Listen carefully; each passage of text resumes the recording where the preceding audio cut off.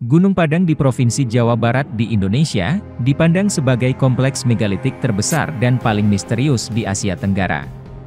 Terdiri dari serangkaian pagar batu persegi panjang dengan partisi bagian dalam, jalan setapak dan pintu masuk gerbang, serta berbagai gundukan batu, semuanya dalam keadaan hancur. Mereka dibangun dari andesit yang terbentuk secara alami, yaitu basaltik, pilar, atau balok kolumnar. Ukuran balok bervariasi, dengan lebar antara 25 cm dan 40 cm, panjangnya 5 meter, dengan berat kurang lebih 250 kg. Beberapa balok yang memiliki profil persegi atau poligonal, sebenarnya berukuran jauh lebih besar, dengan berat melebihi 600 kg. Nah, yang menarik, batu semacam ini seperti yang digunakan dalam pembangunan kota kuno Nan Madol, yang berada dekat Pulau Pohnpei di Mikronesia.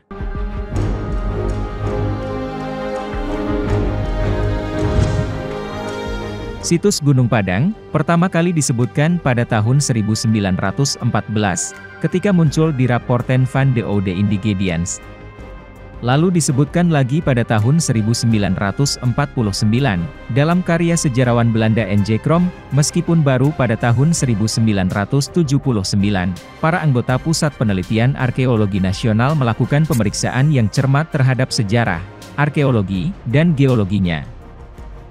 Secara konvensional, para arkeolog dan sejarawan menempatkan konstruksi struktur megalitik Gunung Padang secara kokoh pada zaman perunggu, yaitu sekitar 2500 sampai 1500 sebelum Masehi.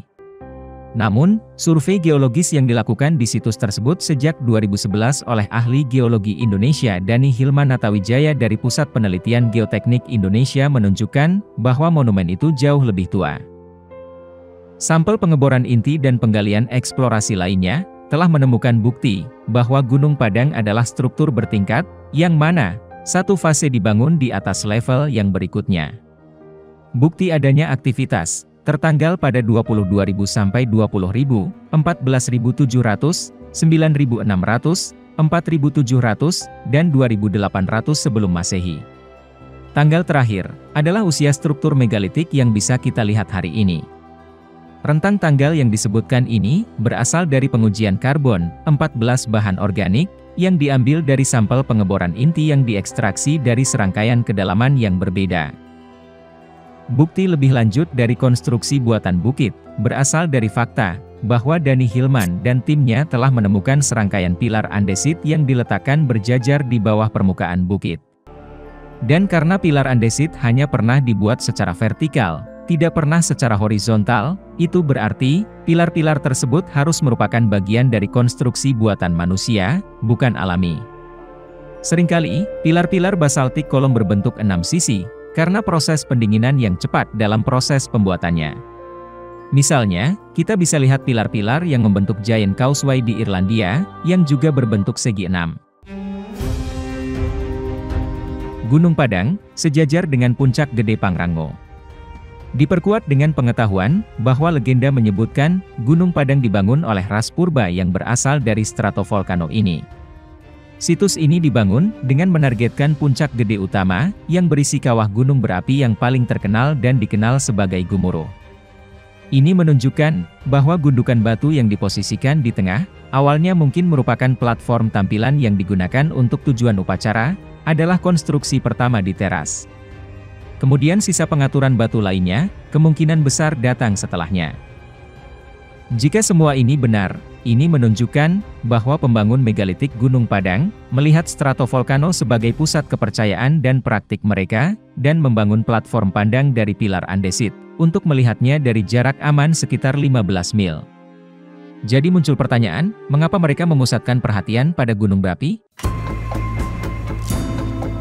Jawabannya mungkin terletak pada fakta, bahwa gunung berapi telah aktif secara berkala selama 10.000 tahun terakhir, dengan bukti letusan sekitar 10.000, 4.000, 1.200, dan 1.000 yang lalu. Gunung ini juga meletus pada tahun 1840, dengan berbagai letusan kecil lainnya, namun saat ini sudah tidak aktif. Mungkin studi tentang legenda dan cerita rakyat di sekitar Gunung Gede, juga bisa dipertimbangkan lebih lanjut. Misalnya saya membaca bahwa, Taman Nasional Gunung Gede Pangrango, diselimuti oleh tahayul dan kepercayaan kuno. Legenda mengatakan bahwa roh Eyang Surya Kencana dan Prabu Siliwangi menjaga Gunung Gede agar tidak meletus. Bahkan sekarang, pada waktu-waktu tertentu dalam setahun, orang-orang berduyun-duyun ke gua-gua di sekitar Gunung Gede untuk bermeditasi, atau mengadakan upacara ritual. Pernyataan-pernyataan ini saja menunjukkan bahwa, di Tanah Jawa, pengendalian roh-roh dan dewa-dewa lokal diperlukan, untuk mencegah letusan stratovolcano. Ini merupakan suatu hal yang tidak dapat dilepaskan, dari orientasi Gunung Padang terhadap Gunung Gede. Penyebutan tentang gua-gua di mana orang-orang berduyun-duyun bermeditasi pada waktu-waktu tertentu dalam setahun, menggemakan cara nenek moyang umat manusia saat ini muncul dari gua gunung, setelah banjir yang meliputi seluruh permukaan bumi. Pengamat Gunung Padang Rodney Hale, memang melihat keberpihakan astronomis potensial, berdasarkan sumbu Gunung Padang yang diusulkan 342 derajat. Dengan menggunakan tanggal radiokarbon yang diusulkan dan ditawarkan oleh survei geologi baru-baru ini, menemukan kemungkinan korelasi tanah dan langit sebagai berikut. Dalam cerita perbintangan Indonesia, konstelasi Ursa Major dikenal sebagai bintang biduk. Biduk adalah perahu atau kano, seperti pada foto ini, yang menunjukkan seorang suku Igorot di sebelah biduk kayu. Nenek moyang pertama orang Toraja di Indonesia, konon diturunkan dari langit. Tradisi lain menyebut, mereka tiba dengan perahu dari utara. Dua cerita ini menjadi terjalin erat dari waktu ke waktu. Bahkan hari ini, orang Toraja membangun rumah beratap pelana, untuk meniru perahu tempat Dewa Langit pertama kali datang dari bintang. Daripada pembahasan makin melebar, sekarang, mari kita beralih ke kota paling terkutuk di dunia, yang masih bertetangga dengan Indonesia, yaitu kota Nan Madol. Jenis batu-batuan di Gunung Padang, serupa dengan batu-batuan di Nan Madol. Berlokasi di Kepulauan Mikronesia, ada bekas reruntuhan kota berupa 92 pulau buatan yang sudah menyatu dengan terumbu karang. Yang menjadi pertanyaan, bagaimana caranya menyusun batu-batuan raksasa tersebut di tengah daratan buatan yang berlokasi di tengah laut? Para arkeolog mencoba merekonstruksi pembangunan bangunan-bangunan batu tersebut dengan berbagai metode pengangkutan. Tetapi semuanya gagal. Setiap metode yang dicoba, hanya mampu memindahkan batu dengan berat tak lebih dari beberapa ton saja. Tentu saja, ini tak bisa menjelaskan struktur-struktur yang terbuat dari batu utuh seberat puluhan ton. Meskipun menarik minat banyak ilmuwan dari seluruh dunia, kebanyakan orang tidak berani dekat-dekat sama runtuhan ini karena ditakutkan bakal menghancurkan hidup mereka. Namun ada juga yang tidak mempedulikan mitos itu. Karena kalau semua takut, bagaimana cara menelitinya? Karena tidak ada prasasti atau tulisan yang bisa dijadikan data otentik, maka cara mempelajarinya adalah mendengarkan cerita dari penduduk terdekat. Konon, kota ini dulunya dihuni ras manusia superior yang bisa melakukan sihir dan mengendalikan makhluk-makhluk mitos. Batu-batuan tersebut dibuat atau diciptakan dengan kekuatan spiritual, dengan kadar campuran logam yang tinggi, sehingga bisa berkekuatan medan magnet untuk pengaturan cuaca. Atau boleh kita katakan, membuat magnet dari batu, sehingga tidak karatan. Dikenal dengan istilah batu geopolimer metalik, batu ini termagnetisasi oleh gelombang tekanan infrasonik terfokus, yang menyebabkan kompas terbalik jika berada di dekat megalit. Menurut cerita turun-temurun, dulu ada dua penyihir yang datang ke sini, ke pulau yang dipenuhi raksasa dan naga. Dua penyihir ini memutuskan membangun kota di sini, karena percaya dengan kekuatan gaibnya. Selesai ngebangun, mereka pun akhirnya jadi penguasa kota ini. Salah satu penyihir menikah dengan perempuan lokal, dan kerajaannya pun berlanjut ke generasi selanjutnya. Dinasti penyihir ini akhirnya digulingkan oleh kesatria bernama Nan Paratak karena sudah semena-mena dan korupsi. Penyihir dan keturunannya yang dikudeta tersudut sampai ke hutan. Nan Paratak dan pasukannya pun membakar hutan itu sampai semua anggota dinasti tewas, dan akhirnya dia jadi raja yang baru. Sayangnya, kejayaan dinasti Nan Paratak tak berlangsung lama. Mereka akhirnya meninggalkan Nan Madol, karena yakin kota itu dikutuk dinasti si penyihir. Ada terlalu banyak kejadian dan kesialan misterius yang dialami penduduk kota.